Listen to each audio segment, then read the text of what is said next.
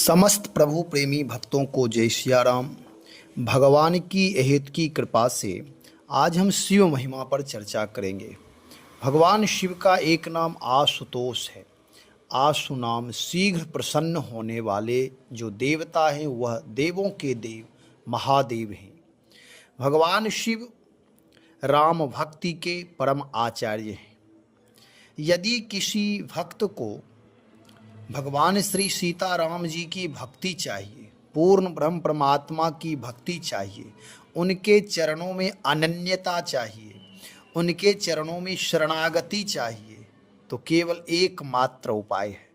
वह उपाय है देवों के देव महादेव की सेवा करना, उनकी उपासना करना और उनसे भगवान श्री सीताराम जी की भक्ति वर रूप में प्राप्त करना। अत्यंत शीघ्रता, अत्यंत आतुरता, परम कल्याण, परम करुणा करने वाले देवता हैं भगवान शिव।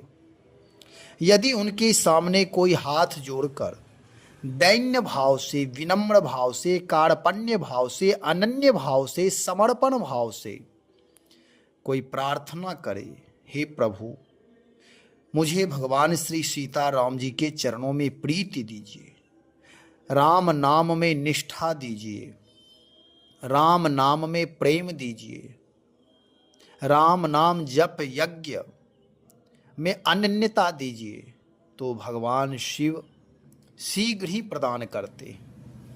क्योंकि गोस्वामी श्री तुलसीदास जी महाराज रामचरितमानस में कह रहे हैं, शिव सेवा कर फल सुत सोई, अविरल भगति राम पद होई। अविरल भक्ति, निर्मल भक्ति प्राप्त होगी। भक्ति के भी अलग अलग प्रकार हैं। एक समल भक्ति होती है। जब मनुष्य को किसी वस्तु की आवश्यकता होती है तब वह मंदिर में जाकर के पूजा करता, प्रार्थना करता, अश्रुपात करता है, रोता है, दुखड़ा सुनाता है परमात्मा के सामने देवालय में जाकर। लेकिन एक होता है निर्मल भक्ति। निर्मल भक्ति का मतलब है प्रेम पूर्ण भक्ति, कि भगवान की इच्छा में अपनी इच्छा मिला देना, अपनी तरफ से मेरी कोई कामना ना हो। भगवान जो भी कर रहे हैं, भगवान मंगल स्वरूप है। वह उनके विधान में अमंगल है ही नहीं, अन्याय है ही नहीं। भगवान ईश्वर न्यायकारी है, परमात्मा न्यायकारी है और वह मंगल स्वरूप है। वह करुणा वरुणालय है। परमात्मा कभी क्रोध नहीं करता है, वह हमेशा दया स्वरूप है, आनंद स्वरूप है, अमृत स्वरूप है। उनके जीवन में विष नहीं है, क्रोध नहीं है, छल कपट नहीं है, द्वंद्व नहीं है, राग द्वेष नहीं है, कपट नहीं है। ऐसे परम प्रिय परमात्मा से यदि हम भावपूर्वक, प्रेम पूर्वक, अकिंचन भाव से यदि शरणागति होकर प्रभु से हम वार्ता करें, संवाद करें, अपनी बात कहें, उनसे भक्ति मांगे, तो यह निर्मल भक्ति है, पवित्र भक्ति है। और जो व्यक्ति भगवान की भक्ति तो करता है लेकिन कामना से युक्त करता है, मांग से युक्त करता है, वह समल भक्ति है। ठीक है, मांगना भी प्रभु से ही चाहिए, लेकिन यदि कोई कामना है, यदि कामना की पूर्ति नहीं हुई तो हमारी निष्ठा कम हो जाती है, और भक्ति में निष्ठा कम हो गई, अनन्यता कम हो गई, तो वह भक्ति समल भक्ति हो जाती है। इसलिए गोस्वामी जी करे, शिव सेवा कर फल सुत सोई, अविरल भगति राम पद होई। अविरल भक्ति, अबाध भक्ति, पवित्र भक्ति, विशुद्ध भक्ति, आनंद स्वरूप भक्ति, सुखमय भक्ति यदि करना है तो सुख स्वरूप परम पिता परमात्मा की भक्ति प्राप्त करनी है तो शिव सेवा करें, यानी भगवान शिव का जलाभिषेक करें, रुद्राभिषेक करें, दुग्धाभिषेक करें, बेलपत्र चढ़ाएं, राम नाम अंकित बेलपत्र चढ़ाएं, उनकी सेवा पूजा दर्शन करें और उनसे वरदान रूप में प्राप्त करें। यही अनन्यता है, ये शिव सेवा का फल है। और जब तक भगवान शिव जो हैं वह परम भागवत हैं, भक्ति रहस्य वह जानते हैं, नाम निष्ठ हैं, विषम से विषम परिस्थिति में भी वह सदा राम नाम का जप अहर निशी करते रहते हैं।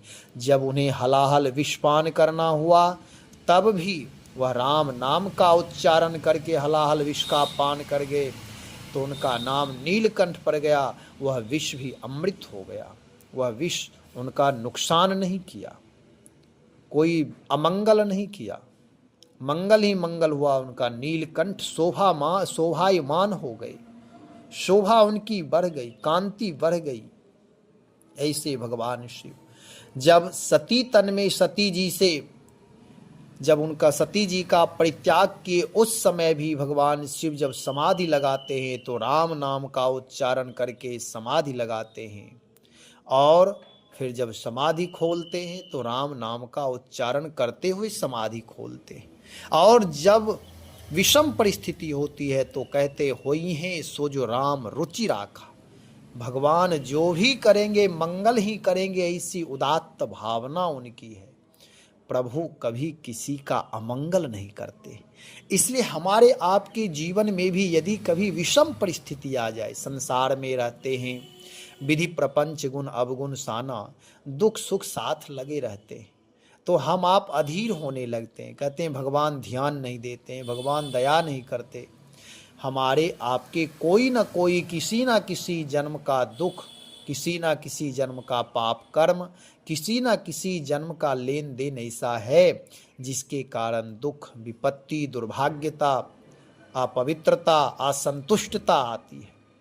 इसलिए हमेशा उत्तम कर्म करना चाहिए, पवित्र कर्म करना चाहिए, परहित में रत रहना चाहिए। लोग कहते हैं बोलचाल में जैसा बीज बोओगे वैसा फल मिलेगा। इसलिए उत्तम बीज बोना चाहिए, व्यवहार में उत्तम, विचार में उत्तम, लेन देन में उत्तम।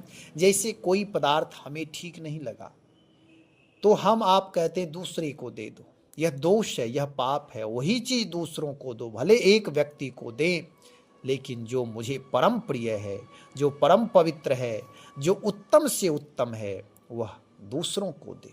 नहीं तो ऐसा करते हैं जो चीज मुझे प्रिय नहीं है वह दूसरों को देते। मुझे यदि कोई गाली दे तो कष्ट होता, लेकिन हम दूसरों को गाली देते। यदि किसी को हम डांटते हैं तो उस समय अहंकार रहता है कि मैं डांट रहा हूं, जब हमें कोई डांटता है तो कष्ट होता है। इसलिए इन सारी दुर्भावनाओं से रहित होकर के भगवान नाम का जप करते हुए भगवान शिव की सेवा करें, राम नाम सुनाए, रामायण सुनाए, उनका जलाभिषेक करें, तो भगवान श्री सीताराम जी की भक्ति प्राप्त होगी। श्री राम जय जय राम।